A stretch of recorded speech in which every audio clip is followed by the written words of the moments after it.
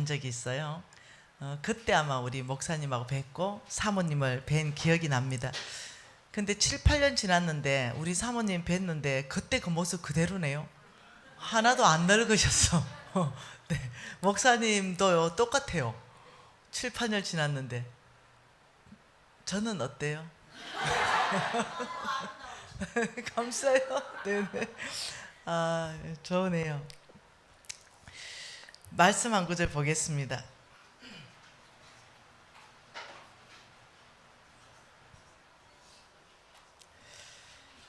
하나님 말씀은 마가복음입니다.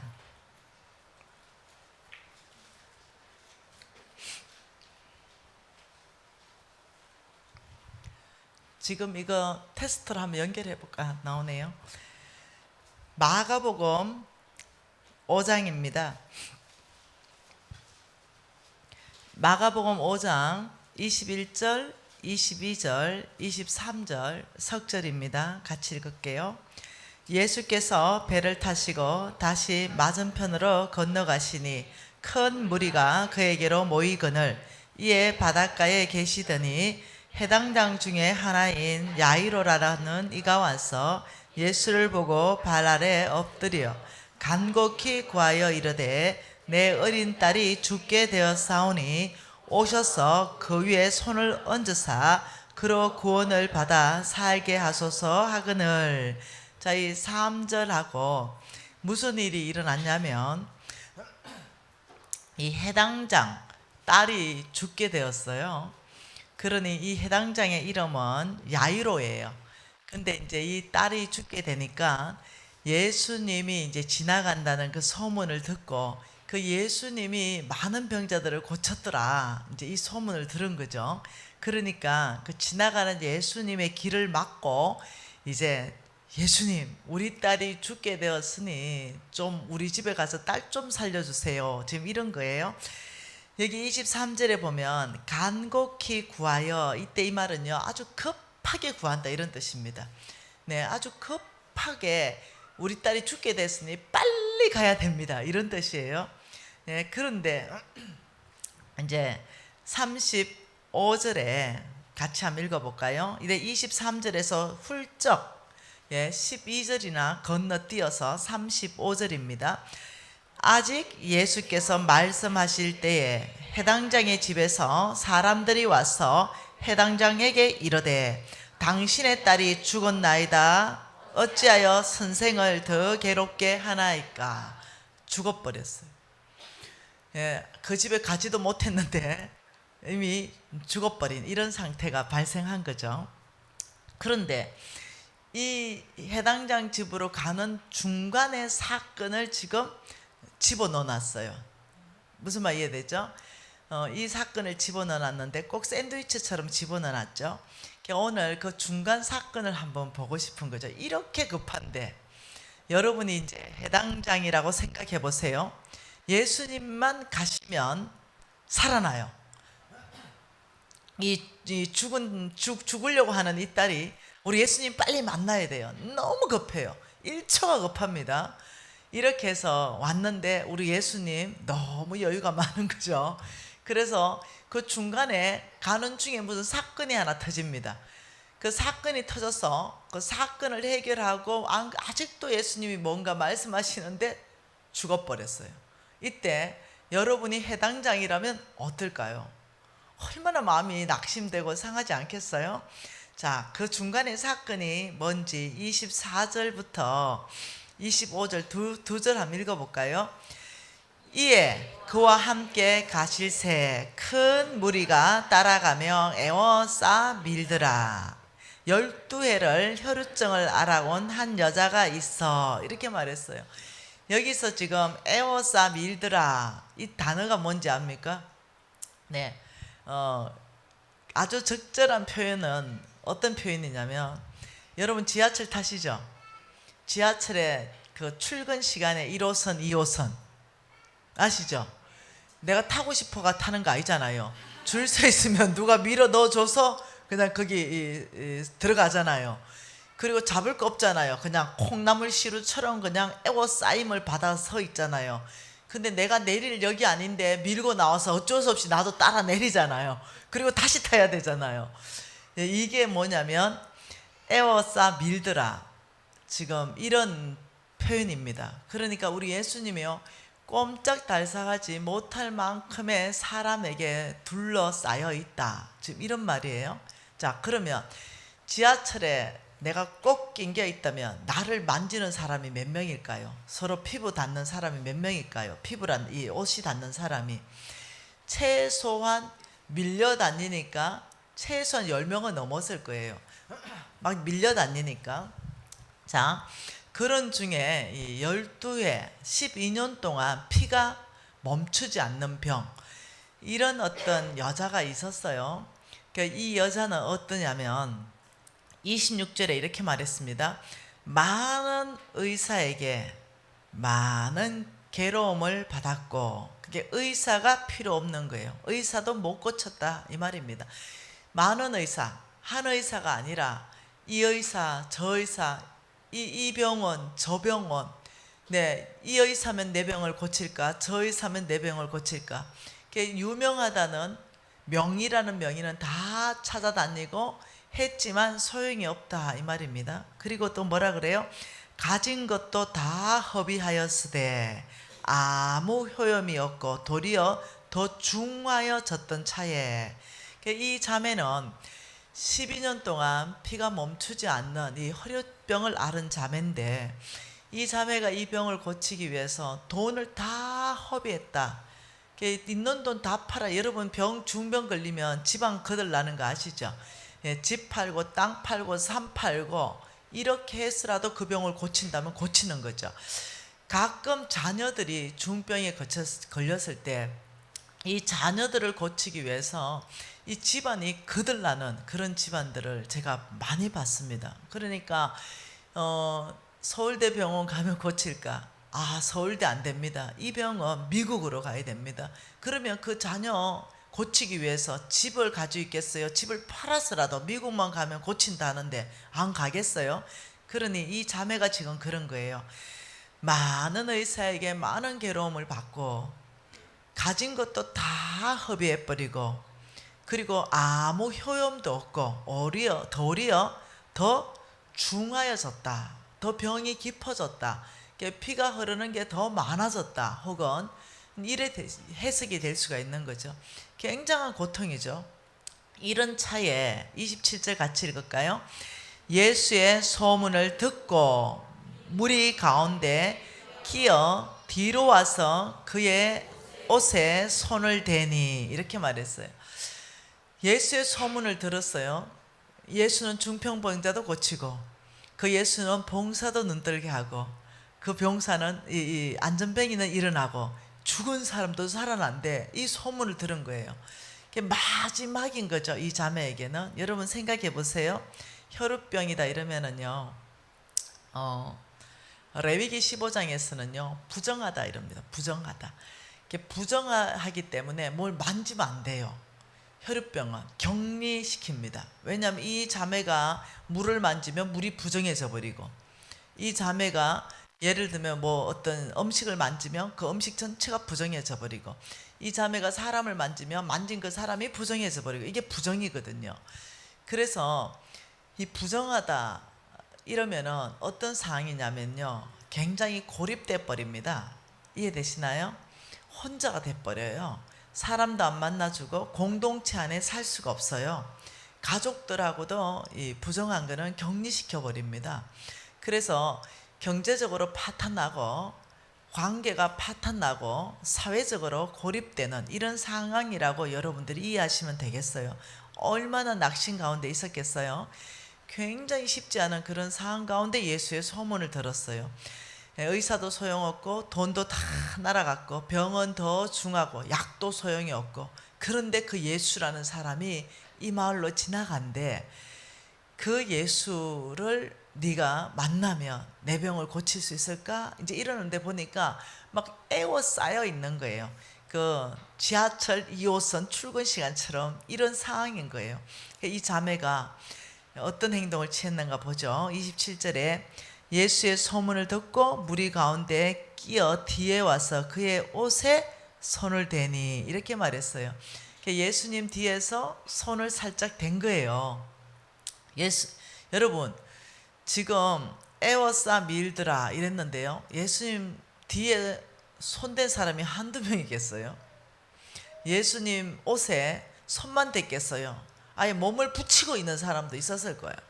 예, 그런데 이 자매는 그 사이를 삐짓고 와가지고 어쩌면 이 예수님 옷자락이라도 이렇게 한번 만지면 이 병을 고칠까, 이 기대감 얼마나 간절했겠어요.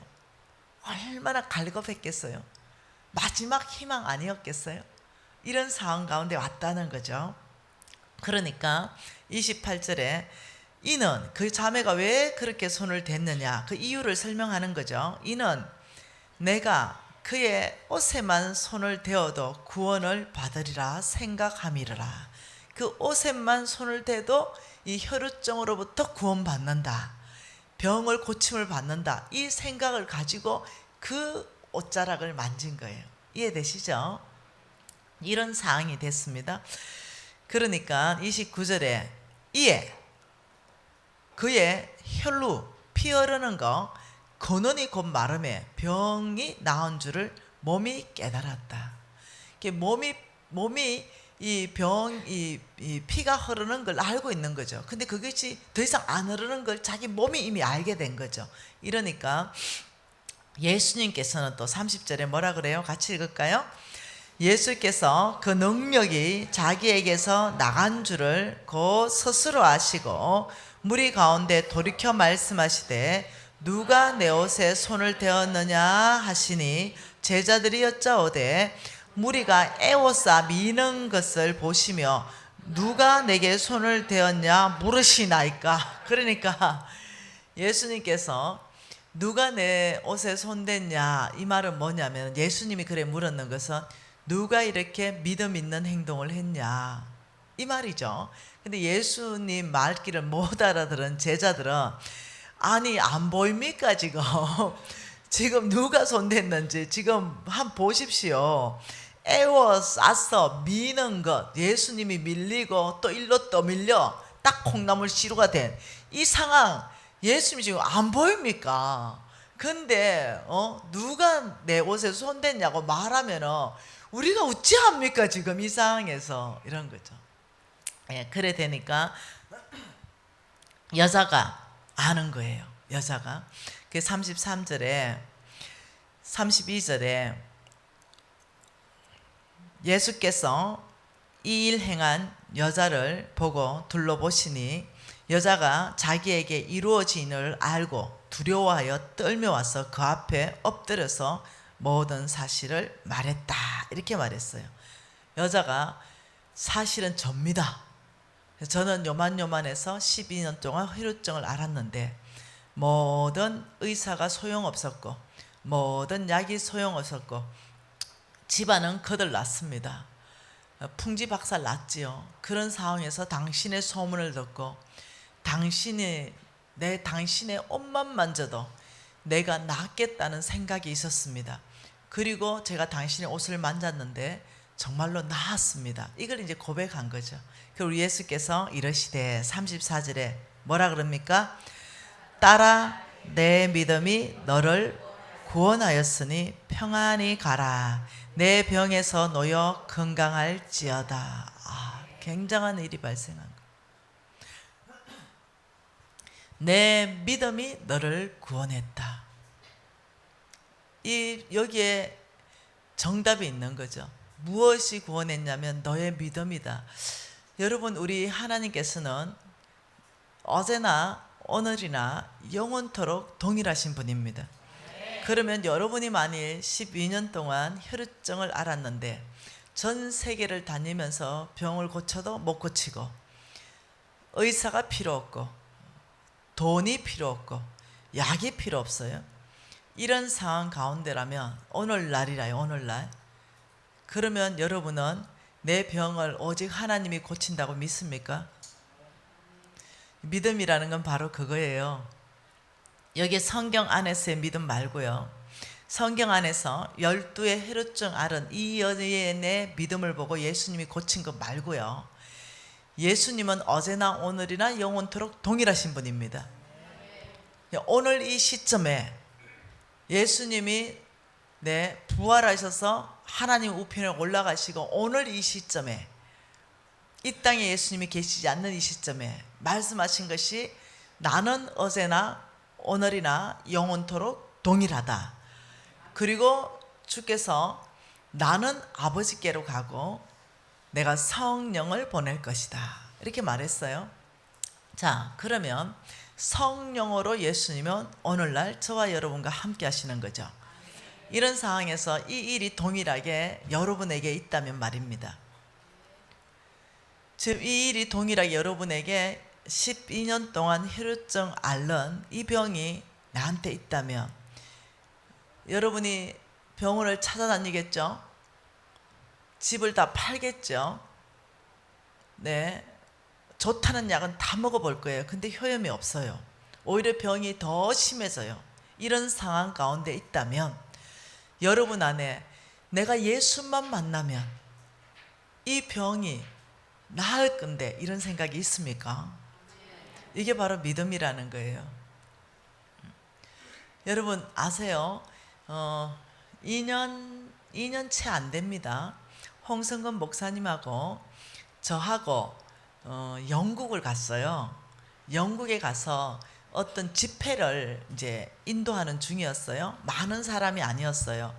학생들이 한 50여 명 정도 있었고 간사님들이 있었어요. 한 이 정도, 요 정도 지금 우리 모여 있는 정도의 어떤 세미나를 저희들이 열었어요. 그런데 제가 이제 가면은 여러분도 저를 사모해서 보고 싶잖아요. 왜냐하면은 그 어려울 때 위로받았잖아요. 그리고 소망이 없을 때 메시지가 나를 붙들어주고 소망 가운데 인도해 줬잖아요. 그러니까 김미진 온다 이러면 기다려요. 그래 가니까 이 사람들한테 내가 에워싸였어요. 너무 만져보고 또 손 만지면서 간사님 보고 싶었어요 이러고 어떤 사람은 뒷머리를 만져보고 이래요. 내가 마음을 알죠. 그래서 내가 힘 닿는 대로 안아주고 축복해주고 이러는데 한 자매는 저 뒤에 앉아가지고 하염없이 울고 있는 거예요. 내 옆에 가까이 오지 않은 거죠. 저에 대해서 관심도 없는 거예요. 홍성근 목사님에게 가까이 오지 않아요. 관심도 없어요. 그러면서 하염없이 계속 뭔가를 이렇게 기도하고 또 이렇게 사람한테 관심이 없는 거예요. 뭔가 갈급한 그런 마음이 너무 꽉 차 있는 거예요. 자, 이런 상태에서 예배 드리는데 이 자매가 예배 드리면서 울면서 이러는 모습들이 보이는 거예요, 제 눈에. 그러면서 이제 예배를 드리다가 예배 드리는데 이거는 하나님께서 지금 나한테 말씀하시는데 이건 나만 알아요. 여러분에게 말씀하시는 건 여러분만 알아요. 근데 예배 드리는 중에 내가 오늘 능한 일을 행할 것이다.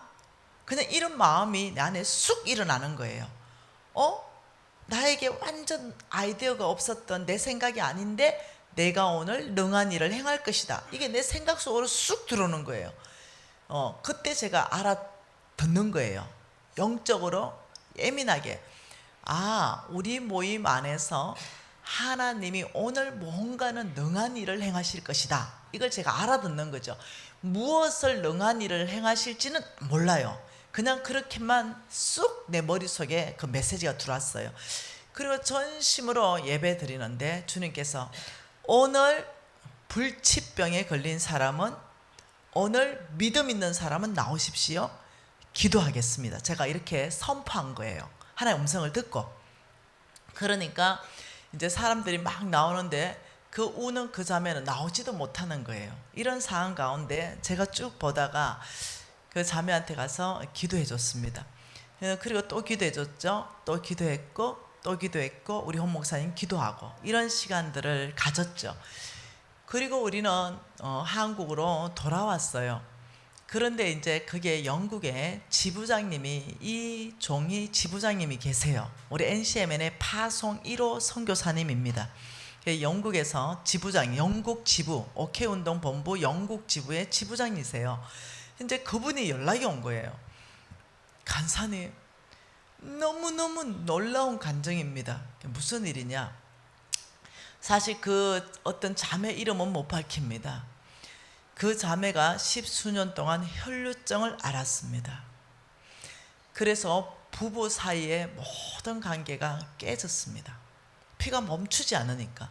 그리고 사회생활도 몽땅히 깨졌습니다. 그리고 그 병을 고쳐보기 위해서 모든 재정을 정말 투자했습니다. 그리고 이 자매는 소망이 끊어진 채로 살았습니다. 어떠한 병원에 가도 이 병의 근원을 찾지를 못했습니다. 그래서 이 자매가 정말로 마지막 희망, 예수님, 당신을 만나기를 원합니다. 저를 좀 만나 주십시오. 제가 당신을 만나면 정말 이 병으로부터 구원받고 싶습니다. 이 간절한 마음이 이 자매 안에 있었던 거죠. 근데 그 집회 때 우리 주께서 신방 가신 거예요. 그리고는 그날로 그 혈루증이 끝나버렸어요. 그리고는 이제 그 지부장이 너무너무 충격적인 간증이라고, 하나님은 오늘도 그대로 살아서 역사하십니다 이러면서 막 간증을 하는 거예요. 여러분, 제가 왜 여러분에게 이런 말 합니까? 믿음이 뭐냐는 거죠. 믿음. 많은 이제 제 제자다 이러면서 오시는 분들을 만나고 이 재정으로 무너져 있고 이러면 제가 이제 상담하고 컨설팅하고 어떤 면담하고 이렇게 보면은 그 안에 믿음이 없는 거예요. 여러분, 병 고쳐지는 것도 믿음으로 고쳐지잖아요. 경제적인 연유도 마찬가지예요. 그래서 너무 안타까운 것은 그 안에 믿음이 없는데 하나님이 역사할 수 있는 통로가 없는 거예요. 이해되시나요? 하나님께서는 모든 사람을 사랑하십니다. 하나님의 뜻은 모든 사람이 구원받는 거예요. 그러나 모든 사람이 구원받아지는 건 아니에요. 하나님이 제시를 했죠. 네, 주 예수를 믿으라. 그래야 구원받을 것이다. 그러면 우리의 행동은 주 예수를 믿는 믿음의 행동을 해야 돼요. 그래야 구원받는 거예요. 이렇듯이 하나님이 일하시는 데 있어서 그 구원받는 데서는 어떤 원칙이 통해야 된다는 거예요. 예를 들면 이런 병을 고치는데도 놀랍도록 말씀하시는 것이 예수께서 이르시되 딸아 내 믿음이 너를 구원했다. 경제 영역도 마찬가지라는 거예요. 많이 무너져 있는 사람들이 있습니다. 그런데도 그 안에 이 예수를 향한 그 믿음, 재정에 대한 어떤 돌파한다고 제가 가르쳐 준 것들이 있어요. 근데 그걸 진짜 믿는 사람이 있어요. 그러면 예외 없습니다. 돌파가 일어나는 것들을 보는 거예요. 그래서 지금 그렇게 해서 너는 이 병에서 놓여 건강할지어다 하고 35절이 이제 야이로의 딸 해서 연결되는 거죠. 그래서 아직 예수께서 말씀하실 때 해당장 집에서 사람들이 와서 해당장에게 이르되 당신의 딸이 죽었습니다. 이젠 더 이상 선생님에게 말하지 말라는 거죠. 소망 없습니다. 아픈 게 아니라 위급한 게 아니라 완전히 죽었습니다. 이렇게 한 거예요. 여러분, 죽었다 이 말이 뭔지 압니까? 소망이 끝난다. 내가 마지막 붙잡고 있던 희망마저도 없다. 완전히 죽었다 이럴 때는요 끈을 놓게 됩니다. 네. 목숨이 그래도 까딱하고 붙어 있어야 이 병원 가보고 저 병원 가보지. 근데 딱 보고 죽어버렸어요. 더 이상 선생님 괴롭히지 마세요. 완전히 죽었습니다 이 말이에요. 자, 그러니까 우리 예수께서 뭐라고 말씀하십니까? 36절 같이 읽을까요? 예수께서 그 하는 말을 곁에서 들으시고 해당장에게 이르시되 두려워하지 말고 믿기만 하라. 놀랍게 말씀하셨어요. 여러분이 해당장이 이제 되는 거예요. 여러분과 제가 해당장이면 내 딸이 지금 다 죽어가는 그런 상황에서 급하게 예수님을 모시러 왔어요. 근데 우리 예수님은 그 밀고 밀리는 사이에서 그 좀 누가 만졌으면 어때? 빨리 비켜라 하고 빨리 내 딸한테 와주면 좋겠는데 그거 만졌다고 또 누가 만졌냐 이러고 또 한 자매가 와서 또 보고하고 또 얘기하고 최소한 10분 이상은 지체했지 않겠어요? 여러분이 해당장이라면 어떻겠어요? 속이 타는 거죠. 이런 상황이죠. 이 지금 혈류병 이 자매는 왜 구원을 받았냐면요, 예수께 대한 믿음과 간절함입니다. 다른 데는 소망 없다. 오직 예수 외에는 나는 소망이 없다. 왜? 내가 해볼 것 다 해봤거든요.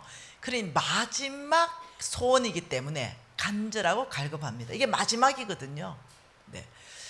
여러분, 간절함과 갈급함은 어디서 나오는지 압니까? 마지막일 때 나옵니다. 여러분, 새벽 기도 하잖아요. 이 새벽 기도 하는데 잘 안 나오다가도요, 당신은 암 말기입니다, 이런 병원에 진단이 딱 떨어져 버리는데 당신의 병은 너무 진행이 돼서 우리가 손쓸 게 없습니다.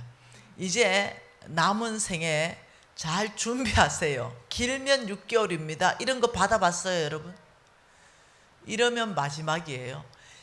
간절해집니다. 얼마나 갈급해지는지 몰라요. 첫째, 새벽 기도부터 회복됩니다.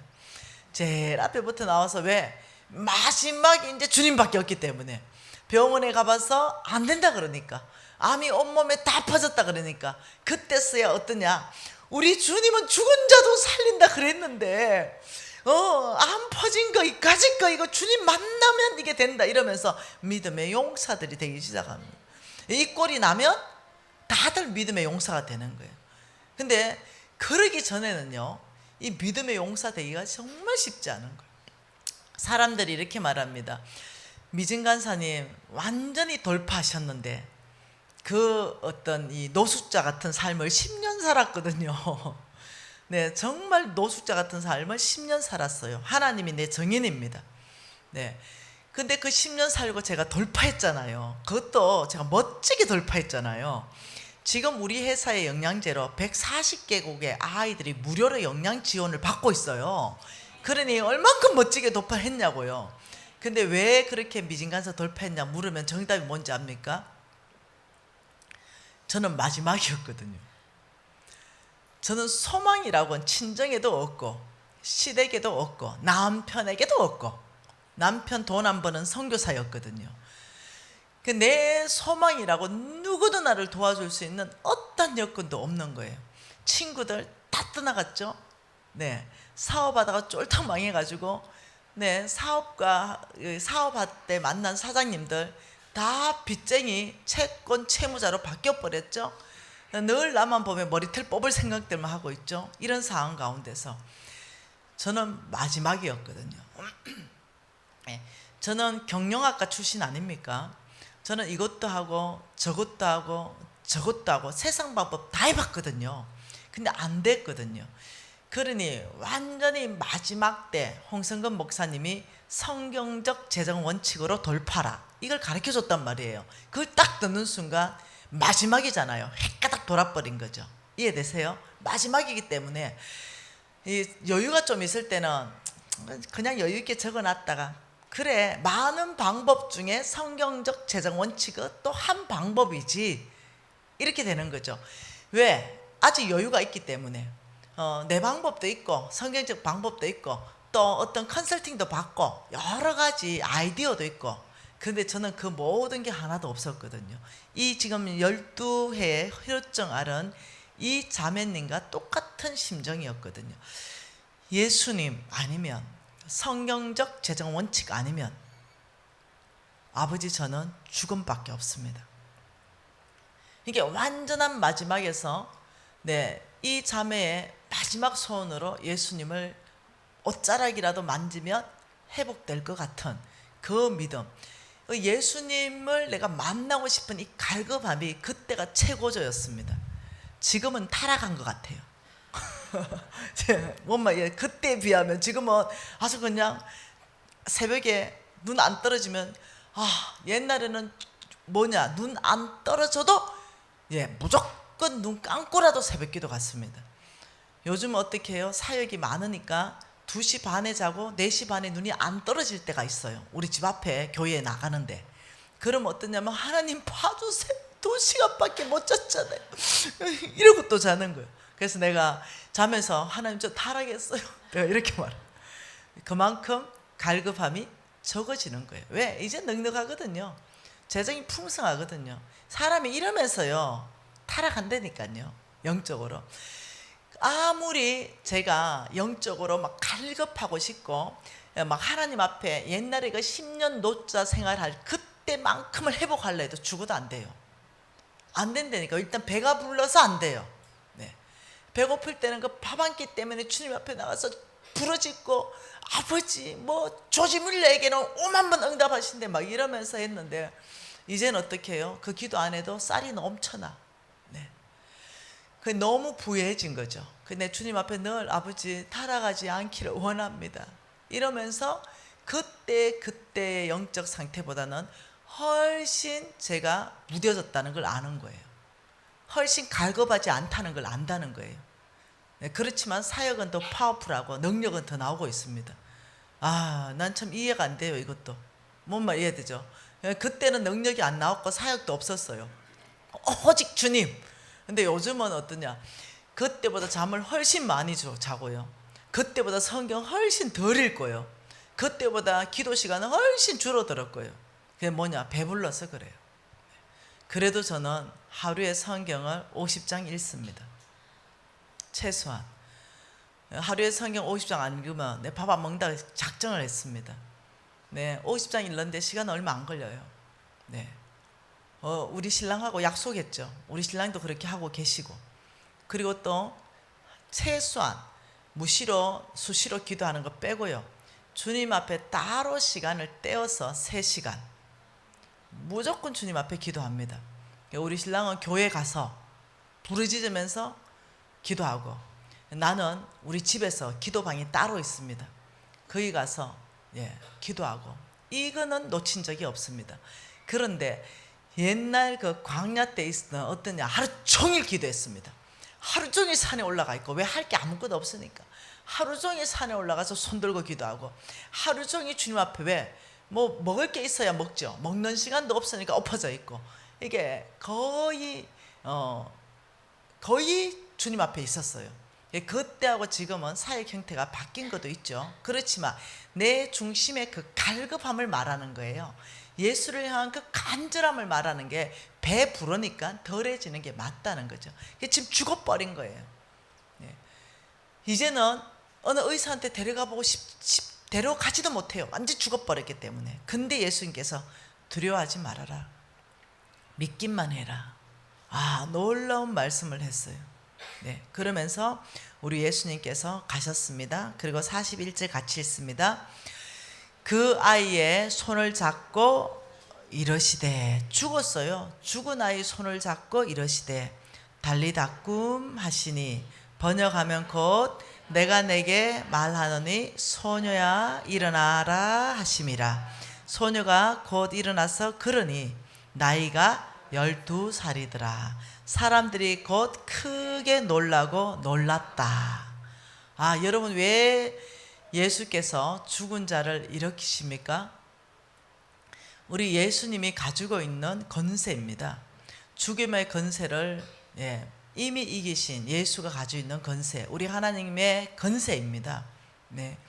그러니 이 죽은 자가 일어났어요. 이 일이 오늘도 일어날 수 있다는 거예요. 주께서 원하시면 오늘도 죽은 자를 일으키시는 것은 주의 뜻 안에 있습니다. 주님이 하시고자 한다면 하십니다. 무슨 말이 이해됐죠? 저는 본 적이 전혀 없습니다. 저는 본 적이 전혀 없는데 책을 한 권 읽었습니다. 그 책을 한 권 읽고 그 집회에 참석해서 그 자매님하고 잠깐 대화한 적이 있었어요. 네. 그 집회에 예전에 한번 참석한 적이 있어요. 아, 죽은 자가 진짜 살렸다는 거죠. 근데 그때는 제가 광야에 있을 때예요. 믿어지지가 않는 거예요. 그래가지고 제가 그 책을 읽고 그 자매를 직접 만나고 싶었어요. 여러분 저를 직접 만나고 싶잖아요. 이렇듯이 직접 만나고 싶었어요. 그 자매가 이단인가? 이단은 아니래요. 알아보니까 이단은 나는 처음 들어보는 사람인데 이단은 아니라는 거죠. 그리고 아주 정상적인 교회에서 그때 오륜교회인가 서울의 큰 교회, 그 교회에서 그 자매의 어떤 집회를 하는 거예요. 그 자매 이름이 내가 지금 기억이 잘 안 나요. 여자분이고 목사님이세요. 그분이 저 아프리카 어디 지역인데도 기억이 잘 안 나요. 거기서 사역을 하는데 실제로 진짜로 죽은 자가 일어났다는 거예요. 그래가지고 내가 막 그 자매한테 제가 찾아가가지고 물었어요. 니 진짜가? 이렇게 물어본 거야. 근데 그 자매님이 네 눈으로 직접 확인하라. 우리 사역에 아울리치 오라 그랬어요. 네. 이제 생각이 났다. 목사님 하이디 베이커? 목사님 아시나요? 모잠비크. 맞다. 하이디 베이커 모잠비크. 네, 이거 맞죠? 맞다잖아요. 네. 사랑이 나를 강권하시도다. 그 책에. 그래서 또 너무 막 궁금하잖아요, 내가. 진짜 죽었다는 거예요. 우리 목사님이 또 아시니까 또 대화가 편하네요. 네. 그래서 그 진짜 죽어가지고 하루길 되는 데를 메고 왔다는 거죠. 숨이 끊어졌는데. 그런데 살아났다는 거예요. 그때 내 심정, 이 뻥이 심하다, 거짓말이 심하다, 이런 생각을 한 거죠. 그런데 지금의 저는 100% 확신합니다. 하나님이 행하시기 원한다면 하나님은 어제나 오늘이나 영원토록 동일하시기 때문에 죽은 자가 오늘날도 살아날 수 있다고 지금은 믿는 거예요. 죽은 자가 다 살아나면 곤란해요. 하나님, 네, 하나님 필요한 사람만, 네, 하나님이 주의 영광을 위해 쓰겠죠. 아무튼 그 일이 실제로 있었다 소리 듣고, 그 자매를 실제로 또 제가 또 찾아가서 만나고 이러면서 네 눈으로 확인하고 오라는데 아직까지 모잠비크 못 갔어요. 그냥 믿어지더라고요. 그냥 만나니까 그냥 믿겠다고 알았다고 보지 않고 믿는 게 복되다 그랬으니까 알았다고. 내가 이제 그때부터는 제가 성경을 다시 보면서 내 믿음이 어딨냐 믿음을 점검해 보니 나는 의심이 많은 자라. 네, 꼭 도마같이 예수님 손이 뻥 뚫린 걸 손가락을 집어넣어 봐야 이제 믿어지는 거예요. 그러면서 제가 내 믿음에 뭔가 굉장히 심각성을 깨닫게 되었어요. 그때가 광야 때라 그랬잖아요. 이 상태로는 돌파할 수 없다. 이래서 왜냐하면은 믿음이 있으면은 돌파가 일어난다는 성경이 꽉 차 있더라고. 그 이후로 성경을 다시 보니까 뻑하면 믿느냐, 뻑하면 네 믿음대로 될지니라. 뻑하면 그 믿음을 보치고 이러면서 성경 전체가 딱 주제를 말해라 그러면은 그냥 믿음 싸움. 누가 이 말씀대로 믿느냐 이 안에 다 이제 기결되는 거죠. 그러면서 이제 6장으로 마가복음 6장으로 넘어가니까 예수께서 그 장소를 떠나사 거기를 떠나사 고향으로 가셨어요. 예수님 고향 말입니다. 예수님 고향에 가니까 우리 예수님 고향에서 어떻게 잘하셨어요? 목수일을 하셨다 이렇게 말했어요. 그러니까 우리 예수님은 동일한 예수님인데 그 사람들이 이제 바뀌는 거예요. 자, 콩나물 시루같이 애워싸고 밀던 사람은 다들 어떠냐면 간절하고 갈급하고 예수님 보기를 소망하고 만져보고 싶고 이런 사람들이었는데 거기에서 장소를 떠나서 예수님은 여전히 예수님이세요. 동일한 권능을 가진 예수님인데 사람들이 이제 애워싸서 미는 사람들이 아니라 그 집에 목수네 집에 아들이 왔어 예수 이제 이런 상황이 발생한 거예요. 그러니까 놀랍게도 5절에 뭐라 그래요? 거기서는 아무 권능도 행하실 수 없어. 자, 아무 권능이 없는 것이 아니라 행하실 수가 없는 거예요. 이 예수님의 권능, 능력을 집행할 수가 없는 거죠. 왜 그러냐면 믿음 있는 사람이 없는 거예요. 믿음이 있어야 그 믿음을 타고 하나님께서 고쳐버리는데 그 믿음이 없으니 아무 권능을 행하실 수가 없는 거예요. 이해되시나요? 여러분이 우리가 성경 전체 안에 구조를 좀 이해할 필요가 있는데요. 우리가 이제 이 재정에 저와 여러분의 어떤 이 간절한 소망은 뭐냐면 정말 재정을 돌파하고 그의 교회를 견고하게 세우는 거거든요. 그리고 재정으로 하나님 나라 확장하는데 정말 쓰임받고 싶은 마음이 간절하거든요. 근데 이 성경 구조 안에서 보면은 이 돈 부분, 이 재정 부분도요, 이게 동일한 원칙상으로 똑같으라는 거죠. 재정에 대한 말씀이 성경 안에서 풀어질 때 누가 믿느냐 이거예요. 누가 믿고 그대로 행하느냐. 예, 믿는 사람은 행할 것이고 안 믿는 사람은 은혜 받아서 성경에 이런 말씀이 있네 이렇게 흘러간다는 거죠. 여러분, 그래서 하나님이 일하실 때는요, 일하시는 어떤 원칙과 방법이 있어요. 그래서 오죽하면은 어느 목사님인지 기억이 안 나네요. 예, 그 목사님이 말씀하셨는데 하나님은 기도 외에 하나님은 응답하시지 않는다. 하나님 오직 기도 가운데 응답하신다. 이렇게 말씀했던 유명한 목사님이 계세요. 그래, 외국 목사님인데 아주 존경받는 목사님인데 그만큼 성경 안에서 보면은요, 우리가 기도하는 거와 굉장한 어떤 연관성이 있는 것들을 보게 됩니다. 그 기도한다 이럴 때, 내가 기도한다 이럴 때 기도하는 이유가 뭘까요? 자, 기도한다. 자, 기도. 이 두 종류의 기도가 있습니다. 네, 중언부언하는 거.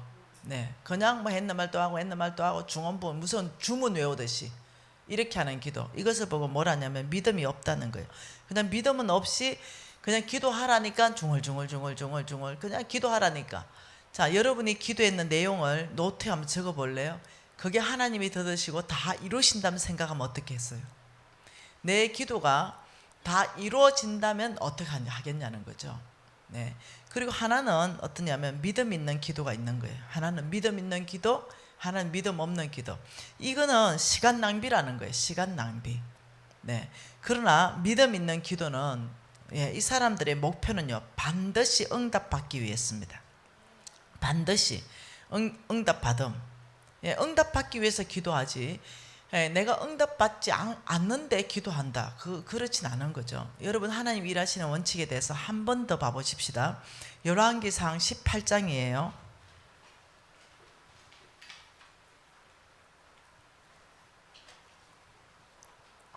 열왕기상 18장입니다.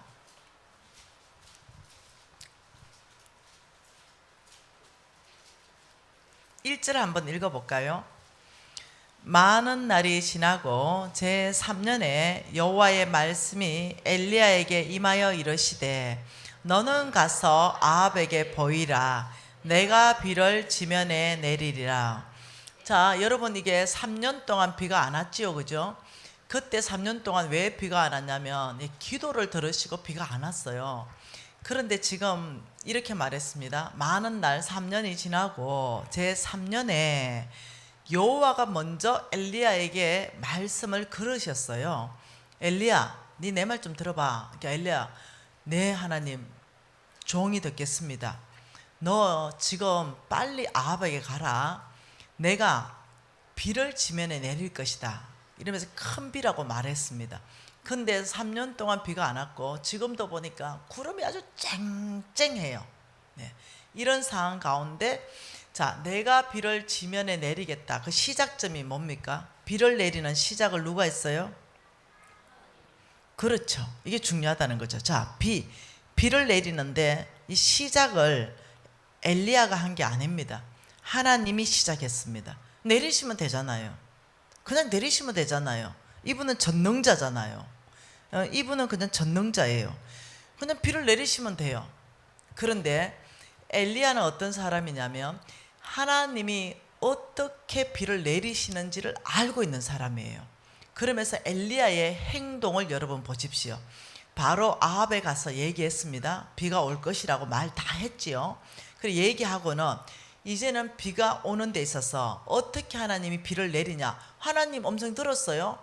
엘리야, 내가 지금 3년 만에 큰 비를 내릴 것이다. 이러고 그냥 하나님이 결정했네. 하나님에게서 시작됐네. 그럼 비가 오겠네. 이게 아니라는 거예요. 자, 여기에서 18장의 하반절에 가보면 여러분 다 아시는 말이죠. 자, 여러분이 7번째 아시죠? 44절. 일곱 번째 이르러 그가 말하되 바다에서 사람의 손만한 작은 구름이 일어납니다. 이거 알잖아요. 엘리야 또 보내고 또 보내고 또 보내고 일곱 번째 되니까 이제 뭔 증거가 떠올랐습니다. 저 바다에 구름 한 점 그러니까 없었다는 거예요. 딱 손바닥만한 구름이 떴습니다. 이렇게 한 거죠. 그 사이에 일곱 번째다. 이 말은 뭡니까? 엘리야가 일곱 번까지 기도했다. 이렇게 나오죠. 기도하고 또 하고 기도하고 또 하고 엘리야가 그리고 또 기도를 하고 사람 보내고 또 기도하고 사람 보내고 그의 사안에게 야 올라가 봐라. 야, 빗소리가 나는지 좀 봐봐라. 또 기도하고 보내고 이랬다는 거예요. 그리고 그 일곱 번째 보냈을 때 비가 내렸습니다. 엄청나게 큰 비가 내렸죠.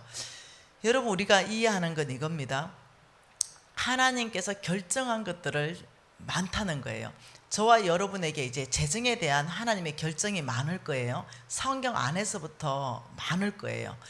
이 성경 안에서 하나님이 이미 결정한 것들을 누구에게 시행하시냐 이 부분에 대해서 한 번 더 봐보죠. 다니엘서 한 번 더 봐보십시다. 다니엘입니다. 하나님 말씀 다니엘서입니다. 다니엘서 9장 한 번 더 봐볼까요?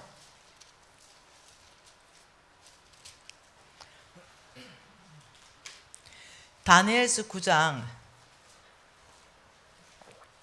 자 2절과 3절 한번 읽어볼까요? 같이 읽어봅니다.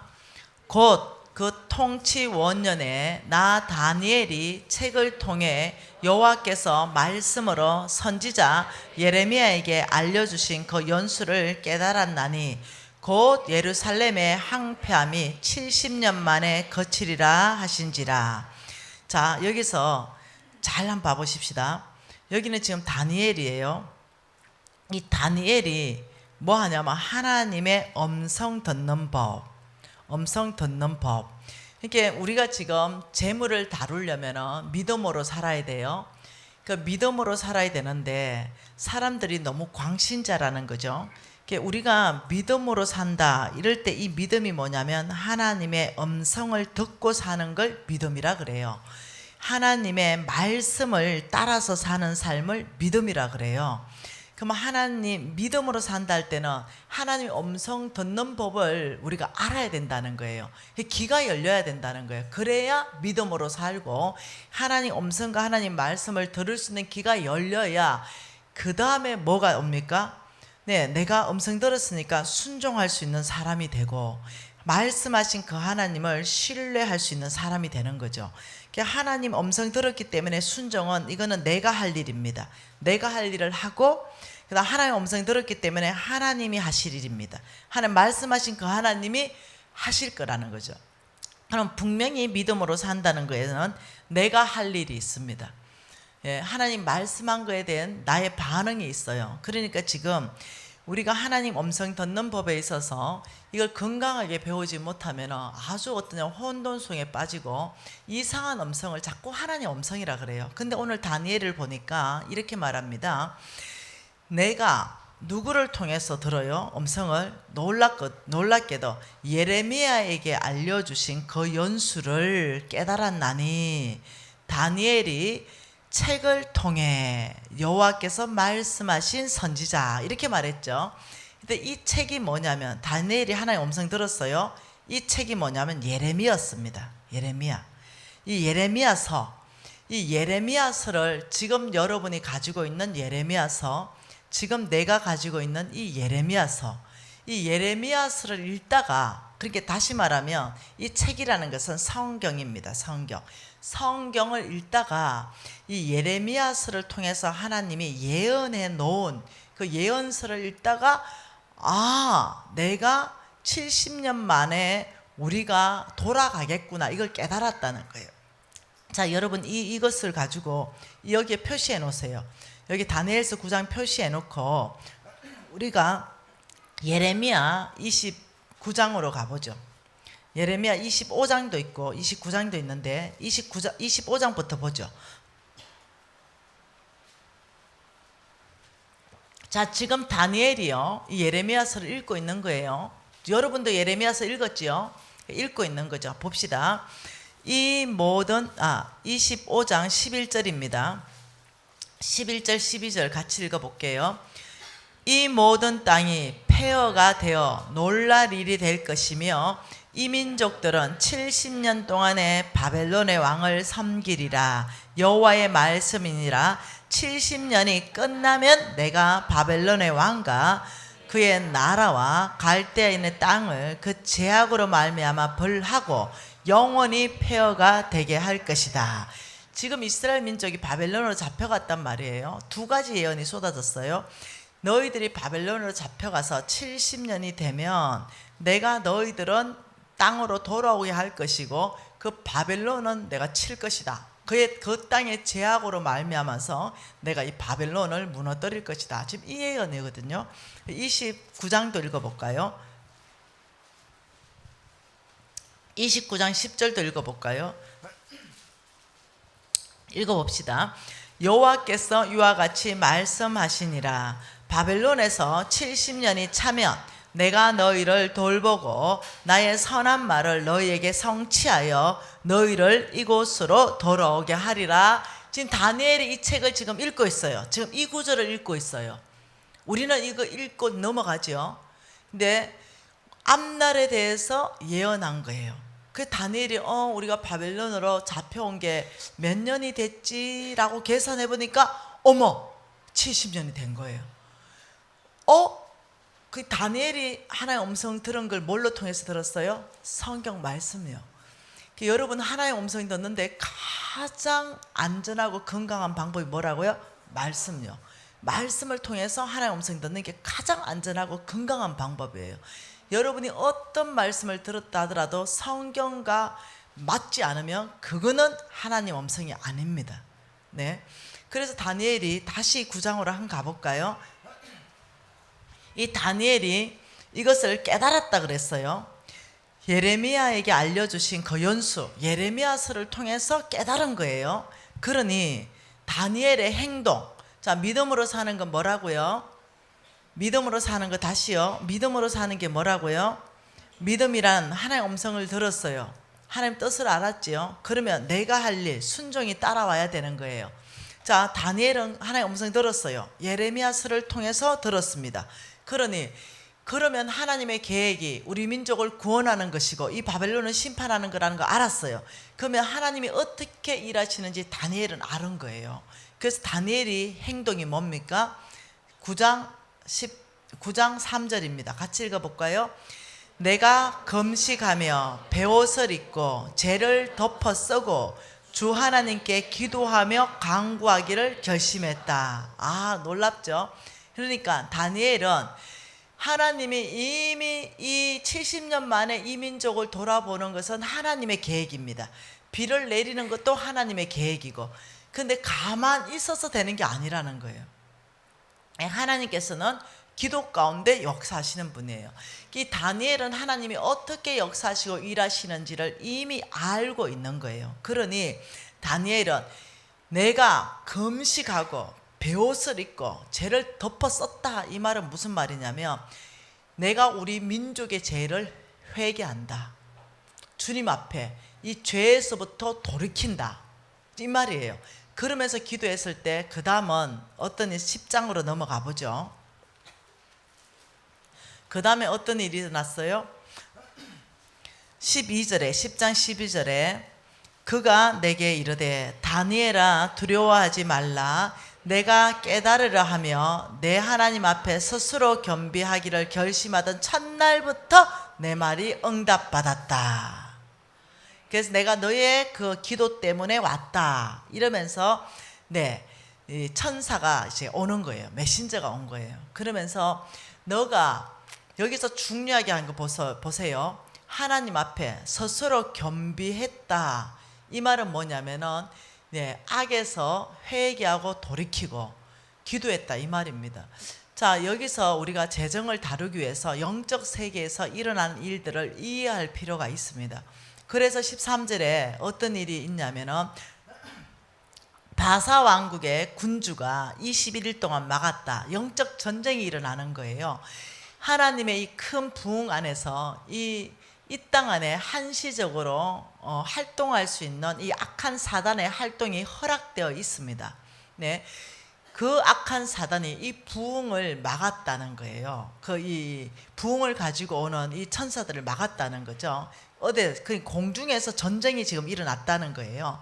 그러니까 나를 막아서, 그래서 어떠냐면은 다시 이 군대 장관, 군대 천사장 이름이 미카엘이거든요. 전쟁하는. 그래서 미카엘이 와서 나를 도와줬다 이렇게 말하는 거예요. 그래서 공중 권세 잡은 자들의 싸움에서 우리 천사가 조금 밀렸겠죠. 네, 왜냐, 이 부흥이 일어나면 역사 안에서 전무후무한 부흥들이 막 일어나니까 막 군대들이 막 일개 막 연대들을 막 파송하고 막 이래가지고 뭔가는 우리 천사들이 그 싸움에서 녹록하지 않았죠. 그러니까 군대 장관 미카엘이 가서 돕는 자를 보내서 도왔으므로 완전한 승리를 집행하는 데까지 21일이 걸린 거예요. 다시 말하면 여러분과 제가 알아야 되는 것은 하나님이 계획하셨고 하나님이 이루실 일 안에도 영적 전쟁은 일어난다. 특히 경제 영역 안의 영적 전쟁은 가장 치열한 것이다. 굉장히 하나님이 경제 영역 안에 저와 여러분에게 주실 축복이 어마어마한 걸 제가 이제 여러분에게 보일 거예요.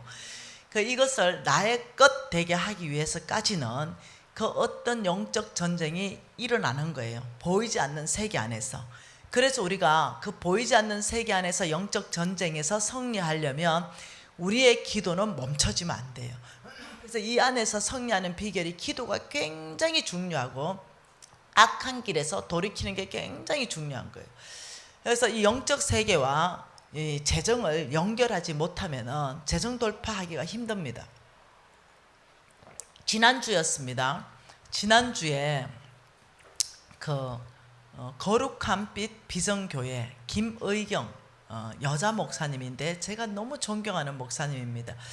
이 목사님 교회에 제가 13번을 갔습니다. 네. 13번을 제가 말씀 전했어요. 내가 이렇게 말했습니다. 내가 김의경 목사님의 종입니다. 오라면 오고 가라면 가고.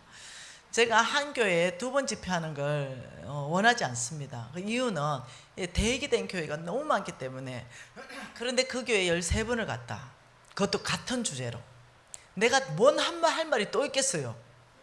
네. 그런데 10번은 WMTC 선교학교에서 그 교회에서 하는 선교학교에서 했고 3번은 전체 교인 부흥 집회를 했어요. 근데 이 목사님이 아시는 거예요. 하나님의 경제와 영적 전쟁이 얼마나 밀접한지 아시는 거예요. 그러면서 저한테 주제를 줬습니다. 우리 교회는 3번째니 영적 전쟁과 언약 경제라는 주제로 해주십시오. 그래서 제가 알아들었죠. 무엇을 말씀하시는지. 그래서 여러분이 보충하는 것도 좋겠다. 그 강의를 오늘 여러분 저는 영적 전쟁과 언약 경제를 하는 게 아니에요. 왕의 재정 부흥 집회를 할 거예요. 4일간. 근데 여러분이 마치고 보충하면 좋겠다는 거죠. 자, 여러분 지금 보세요. 이 다니엘이 하나님 음성 듣는 법을 가지고 우리는 지금부터 준비하는 건 뭐냐면 하나님 말씀 책에서부터 말씀 음성을 들을 거예요. 4일 동안. 특히 돈에 대해서, 재물에 대해서. 이게 하나님 음성이라는 거예요.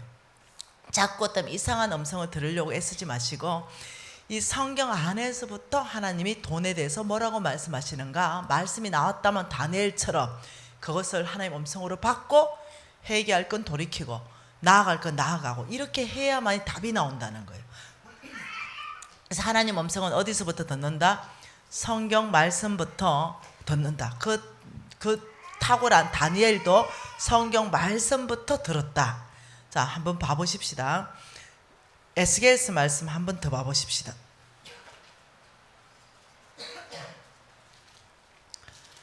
에스겔서 22장입니다.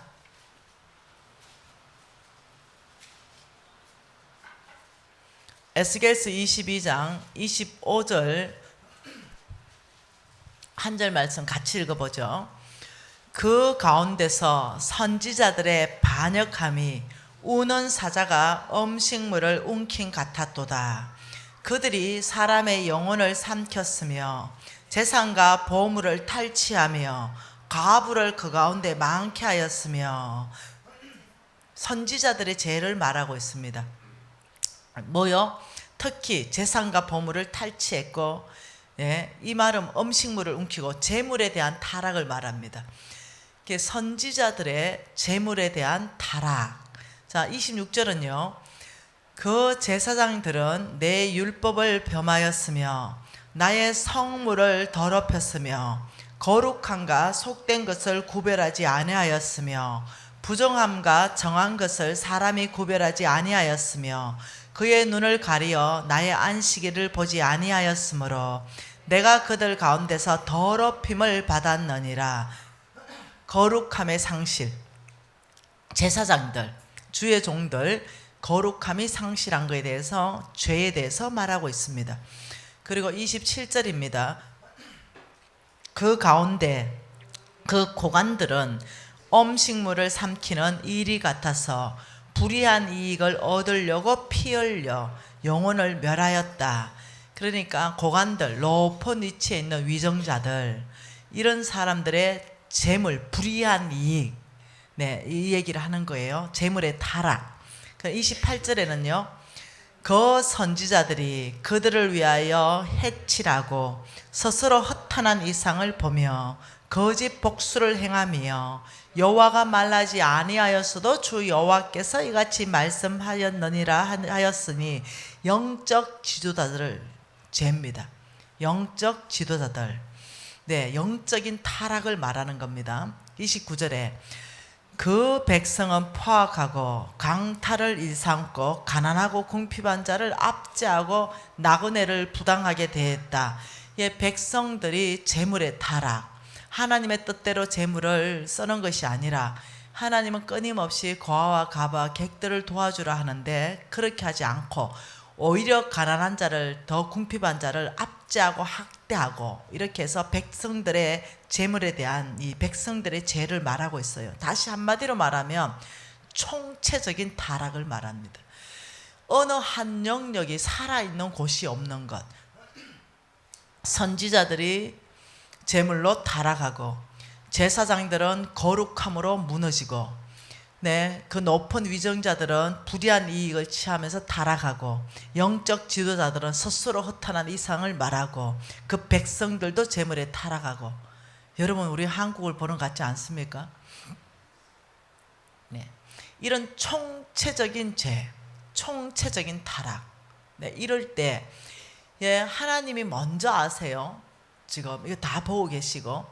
그런데 하나님께서 한 말씀 하십니다. 너무 이상했어. 온 나라가 망했어요. 망해가고 있는 거죠. 이런 상황에서 하나님의 음성이 30절에 들어볼까요? 이 땅을 위하여 성을 쌓으며 성 무너진 데를 막아서서 나로 하여금 멸하지 못하게 할 사람을 내가 그 가운데서 찾다가 찾지 못하였으므로 내가 내 분노를 그 위에 쏟으며 내 진노의 불로 멸하여 그들의 행위대로 그들의 머리에 보응하였느니라. 주 여호와의 말씀이니라. 하나님이 누구 찾습니까? 하나님이, 하나님과 우리 사이에 성이 무너져 버렸다. 관계가 깨져 버렸다. 죄를 통해서. 그래서 하나님과 성 무너진데 그 죄의 사이에 누군가는 들어가서 아버지, 이 죄는 나의 죄입니다. 아버지, 이 백성들의 완악한 죄를 용서하십시오. 이렇게 어떠냐면 이 하나님에게 찾아서 기도할 사람을 내가 찾는다. 왜? 하나님의 보호자의 기초는 공의입니다. 공의. 공의다. 이것은요, 옳고 그른 것을 명확하게 심판하는 게 공의입니다. 죄는 죄대로 갚고 이런 게 공의입니다. 그러나 하나님의 보호자 전체를 덮고 있는 것은 긍휼입니다. 그러니 잘못하고 죄 지으면 공의의 법이 작동합니다. 공의의 법. 그런데 여기서 회개하고 돌이키면 공의를 이기고 긍휼이 법이 작동합니다. 그래서 마땅히 죄의 대가를 받아야 되는데 회개하고 돌이키면 긍휼하심으로 용서를 받아버리는 거, 받아야 되는데 죄값을 받아야 되는데 안 받는 것, 이게 뭐냐면 긍휼이거든요. 지금 그 말을 하고 있는 거죠. 나의 공의의 법을 막을 자, 이 자가 누구냐면 중보기도자, 기도하는 자를 찾다가 못 찾으면 이 공의의 법은 집행했다, 이 얘기를 하는 거예요. 이 총체적인, 여러분 지금 이런 상황에 지금 국가적인 재앙이잖아요. 우리 국가적인. 어떤 사람이 이렇게 묻습니다. 미진 간사님, 공인 아닙니까? 네. 이 지금 상황 가운데 여당입니까? 야당입니까? 밝혀주십시오. 어느 교회는요, 목사님이 여당 지지를 선포했어요. 장로님들 전체는 또 야당이네요. 교회가 두 쪽 나버렸어요. 완전히. 내가 답답한 거죠. 여러분, 여당 야당이 어디 있어요? 나는 여당도 아니고 야당도 아니에요. 저는 예수당이에요. 저는요, 성경에서부터 정말입니다. 저는 성경에서부터 잘못하면요, 여당이든 야당이든 잘못했고요, 성경에서부터 잘하면요, 여당이든 야당이든 잘했다고 얘기해요. 그러나 위험한 것들은 있죠. 어떤 큰 당의 흐름에서 어떤 위험한 것들은 이제 늘 감지하고 있죠. 그렇지만 여당이라고 무조건 지지하고 야당이라고 저는 무조건 지지하고 이런 성향은 아니에요. 우리는 동성연애법, 그게 합법화 됐다 하더라도 우리는 불법이잖아요. 그러면 여당이든 야당이든 동성연애를 합법화시키는 모든 사람 난 싫어요. 네. 근데 동성연애 안 된다고 막 주기차게 이건 안 된다면 그건 좋은 거예요. 나는 여당이든 야당이든. 무슨 말인지 이해되나요? 저한테 여당이나 야당이나 묻지 마세요. 저는 정말 예수당이에요. 그래서 제가 알고 있는 건 이겁니다. 이런 지금 총체적인 죄가 우리나라 안에 있다는 거죠. 공의는 무너졌고, 그럼 기준점이 뭘까? 그거는 그냥 성경이에요.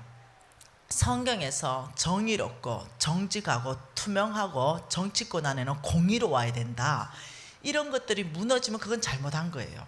근데 이런 것들이 세워지면 그건 잘한 거예요. 여당 야당이 아니라. 지난 정권에서는 이거 무너졌잖아요. 그 국민들이 심판했잖아요. 그것도 무너졌기 때문에 다른 당이 됐잖아요. 그래서 정권을 바꿨잖아요. 바꿔놓으니까 똑같네. 네, 뭔말 이해돼? 똑같잖아요. 그러니 어디에 우리가 이 어떤 소망을 갖겠어요? 바꿔놔도 똑같고, 이리 바꿔도 똑같고, 저리 바꿔도 똑같고. 예, 그러니까 너무 답답한 거죠. 지금 이 상황 가운데. 그렇지만 그래도 바꿔서 또 부정부패하면은 또 바꿔야 되는 거예요. 또 다른 당에 또 기회를 주고, 우리 국민들은 늘 그렇게 해온 거죠. 이렇게 또 바꿨다가 저렇게 또 바뀌었다가. 그런데 감사한 것은 우리 하나님께서 5천년 역사 안에서 가장 선하게 지키셨다는 거. 네, 그게 너무 감사한 거예요. 어찌 됐든 간에. 지금도 저는 이 당 저 당이 아니라 이럴 때, 이런 총체적인 부패가 일어날 때, 이 당이든 저 당이든 동일한 일이 계속 발생할 때, 이때 하나님께서 누구를 찾냐면은 성 무너져서 막았을 자를 찾는 거예요. 자, 한번 봐볼까요? 역대하입니다. 역대하예요.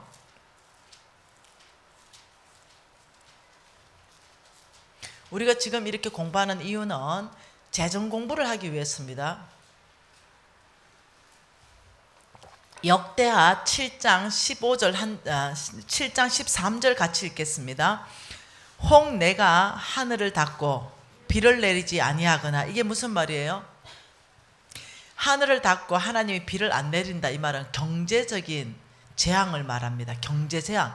비가 안 내리기 때문에 열매가 없는 거거든요. 그러니까 경제 공황을 말하는 거예요. 그리고 메뚜기들에게 토산을 먹게 한다. 조금이라도 이제 경제 공황 안에서 조금이라도 막 이렇게 농작물이 됐는데 그 조금이라도 수확하려고 하는데 메뚜기 떼를 보내서 초토화시켜 버린다. 어마어마한 대경제 공황을 말하는 거예요. 그러면서 전염병이 내 백성 가운데 유행할 때 병까지 그런데 못 먹고 없는데 병까지 돈다. 와, 이게 지금 보통 일이 아닌 거죠. 왜요? 그 백성의 총체적인 죄 때문에. 네, 왜? 그들은 너무 배부르기 때문에 하나님 앞에 회개하지 않는 거예요. 그들은 건강하기 때문에 하나님한테 회개하지 않는 거죠. 하나님이 이런 병을 보낼 수도 있다고 성경은 말하고 있는 거죠. 하나님에게서 다 나는 게 아니라 자연적인 어떤 재앙도 있다라고 저는 믿습니다. 그러나 분명히 우리를 다루기 위해서 하나님께서 보내는 것도 있다고 믿습니다. 왜냐하면 성경이 그렇게 말하고 있기 때문에.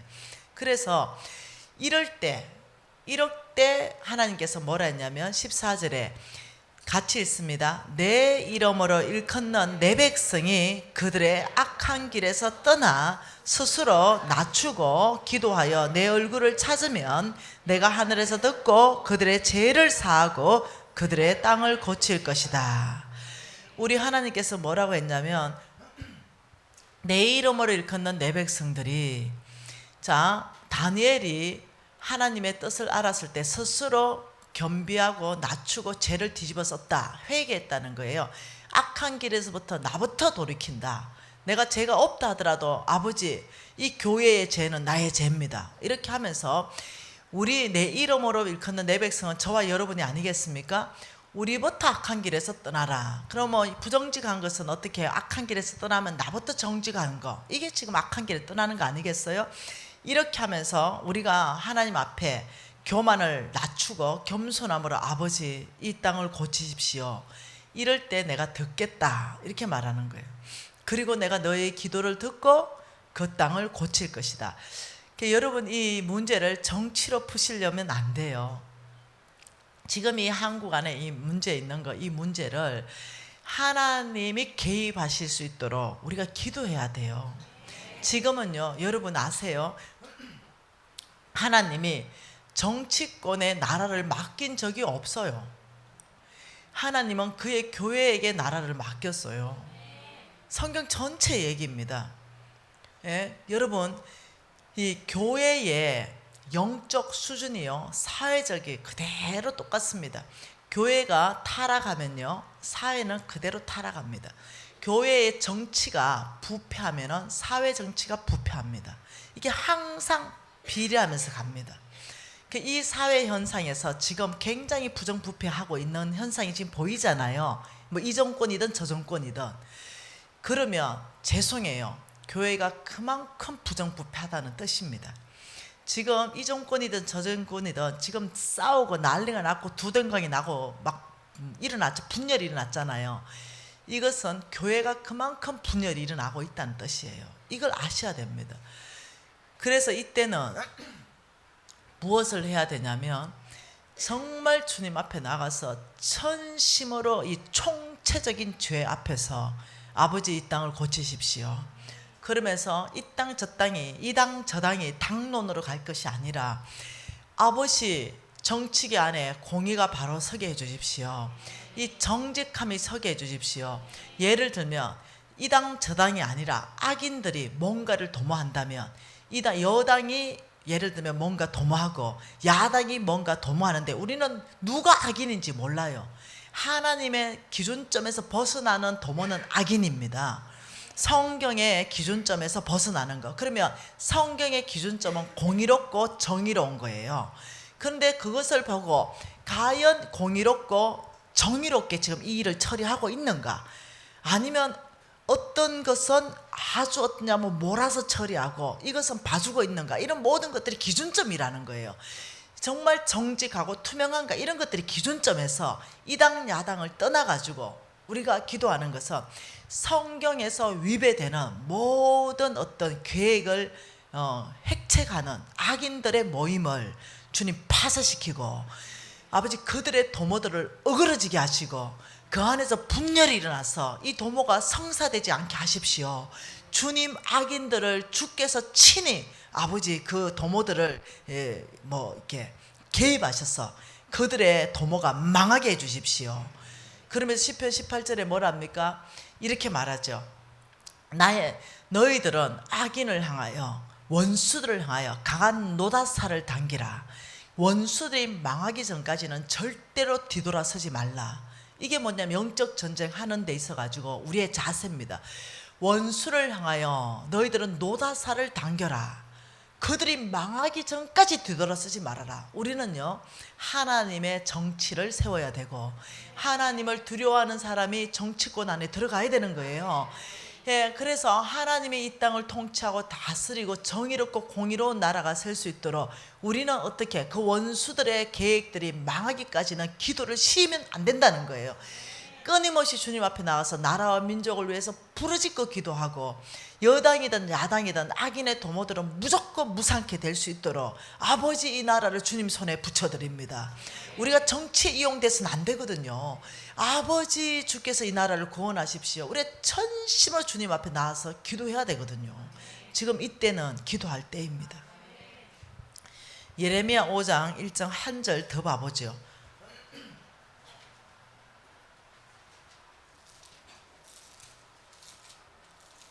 예레미야 5장 1절입니다.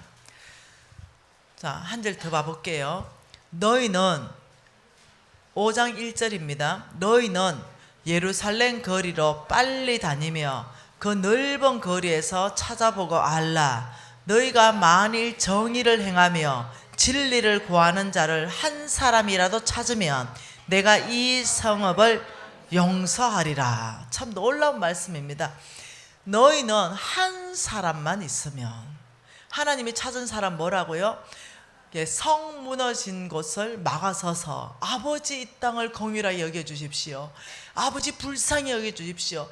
전심으로 먼저는 내가 정의를 행하고 내가 먼저 진리를 구하는 자, 그렇게 살아내는 걸 말하는 거예요. 위선자가 아니라, 위선자의 기도가 아니라 내가 부정직하면서, 여러분 내가 부정직하면서 지금 네 부정직하잖아 이러면 얼마나 뭐 똥 묻은 놈이 뭐 나무란다고 그래 되는 거잖아요. 네, 내가 막 부정직하게 살면서 부정직 산 사람한테 네 부정직해 이러면 얼마나 웃기겠어요. 그런 기도가 아니라 내가 부정직했다면 저 남의 부정직을 보면서, 내 부정직을 보면서 아버지 내가 부정직합니다. 나부터 아버지 정직한 사람으로 바뀌겠습니다.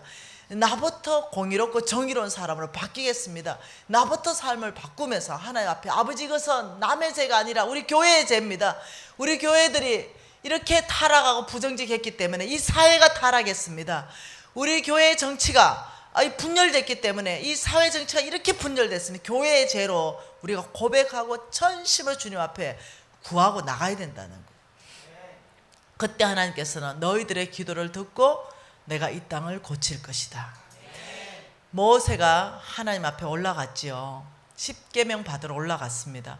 그런데 아론하고 금송아지를 만들었어요. 그래가지고 하나님이 노발대발했습니다. 다 썰어버리겠다, 다 죽여버리겠다 이랬어요. 그때 모세가 성 무너진 데, 하나님과 이스라엘 백성의 관계가 무너진 걸 성 무너졌다 이래요. 그 무너진 사이에 모세가 들어갔어요. 그리고 뭐라고 했냐면, 이들을 멸망시키려면 나를 차라리 그 책에, 생명책에서 빼버리세요. 이렇게까지 중보기도 합니다. 그래서 하나님께서 들으시고, 모세의 기도를 들으시고 하나님이 돌이키셨다. 그 뜻을 완전히 돌이키셨다. 그 민족 전체를 하나님이 심판하려 하다가 모세 한 사람의 중보기도를 듣고 뜻을 돌이켜서 심판하지 않으신 거예요. 여러분 이해하시죠? 어떻게 우리가 지금 이 상황을 극복해 나가야 되는지 이해하시죠? 자, 두 번째는 아브라함 알지요? 예, 고모라, 소돔과 고모라 땅, 그 전체를 멸하겠다 이랬을 때 아브라함이 뒤를 봅니다. 50명, 의인 50명 찾으면 좀 용서해 주겠습니까? 이거 의인 50명 찾으면 용서해 주겠지. 40명은요, 30명은요, 20명은요, 10명은요, 이렇게까지 쭉 떨어뜨렸어요. 용서해 줄게, 용서해 줄게, 용서해 줄게. 아브라함이 이 말씀을 모르는 거죠. 예레미야 5장 1절을. 한 사람만 찾으면, 뒤를 어디까지 봤어야 돼요? 한 사람까지 봤어야 돼요. 한 사람. 그러면 가능성이 있었어요. 한 사람. 예. 그런데 멸망받아 버렸어요. 그 성을 위해서 합법적으로 그 성에 건강하면서 하나님에게 울부짖는 한 사람이 없었다는 거예요. 이런 합법적 기도 아십니까? 제가 영적 전쟁 중보기도 강사 아닙니까? 합법적 기도 이런 게 있습니다. 예를 들면 나는 대한민국 국민이잖아요. 그런데 내가 합법적이에요. 자, 미국 국민은 미국에서 합법적이에요. 그러면 대한민국 국민으로서 대한민국의 죄를 내가 회개하고 내가 기도하는 거, 이게 중요하다는 거예요. 이게 어떠냐? 하나님 앞에 합법적이라는 거예요. 우리가 미국을 위해서 기도할 수 있지만 지금 어떠냐? 아브라함이 소돔과 고모라를 위해서 기도 안 했겠습니까? 거기에 지금 자기 친척들 다 들어가 사는데 아브라함은 의인입니다. 당연히 정의를 해가고 진리를 따랐던 사람이에요. 아브라함이 기도했죠. 그러나 그 땅에 살지는 않았어요. 그런데 그 땅은 망했어요. 그래서 제가 봤을 때는 그 땅에 발을 딛고 사는 사람들의 어떤 기도는 굉장한 파워가 있다. 하나님이 그것을 합법적으로 들으시고 그 땅에 사는 사람의 기도를 들으시고 용서하시는 그 부분에 대해서 성경에 쭉 봤을 때 연관성이 많더라는 거예요. 그래서 저희와 여러분은 합법적으로 이 대한민국을 위해서 주님 앞에 구할 수 있는 권리가 있는 거예요. 그래서 여러분, 우리가 지금 이때 깨어나십시다. 네, 정말로 야당과 여당으로 분리되지 마십시다. 여러분, 교회에서 목사님은 야당이고 뭐 장로님은 여당이고 혹은 목사님은 여당이고 장로님은 야당이고 이래가지고 붙어버리면 안 된다는 거예요. 네, 그러면 어떻게 교회가 쪼개지고 원수들의 공격이 통해버리는 거죠. 이때는 여당 야당을 전체를 초월해서 정말 주님의 법 앞에 아버지 이 나라를 불쌍히 여겨주시고 하나님이 개입해서 네, 죽일 자 죽이고 살릴 자 살고 묶을 자 묶고 풀 자를 풀어내고 하나님이 이 땅을 통치하고 다스릴 수 있도록 우리가 전심 우리 교회는 오늘부터 금식령을 선포했습니다. 이 국가와 나라를 위해서 전 교인이 지금 띠금식을 선포하고 매일 이 10시는 몽땅 교인이 이 나라과 민족을 위해서 금식하며 기도하는 날로 오늘 선포하고 이것을 당론으로 해결하고 여기저기 모여다니지 말고 전심으로 주님 앞에 먼저는 교회의 제약을 해결하고 목사님들의 영적 지도자의 거룩함이 무너진 것에 대해서 목사님들도 회개하고 이 백성들이 돈이 주인으로 삼았던 이것들도 회개하고 정말 나의 하나님이 이 땅의 하나님인가 이 부분에 대해서 회개하고 나갈 때 이 땅을 고치실 분은 하나님이십니다. 우리가 태도를 바꾸시는 거예요. 네, 기도하시고 한 15분 쉬었다가 한 1시간 정도 강의 더 하겠습니다. 지금 이 시간에 우리가 아버지 영적 세계를 아버지 이해시켜 주셔서 감사합니다. 아버지 영적 세계 안에 있는 아버지 이 재정 영역을 이해시켜 주시고 이 땅 아버지 이 땅을 고치십시오. 아버지 이 땅이 분열되어서는 안 되겠습니다. 연합되고 하나 되게 해 주십시오. 우리가 나를 위해서 이 땅을 위해서 다시 한번 통성으로 주여 한번 부르고 기도하시겠습니다. 주여 하나님 아버지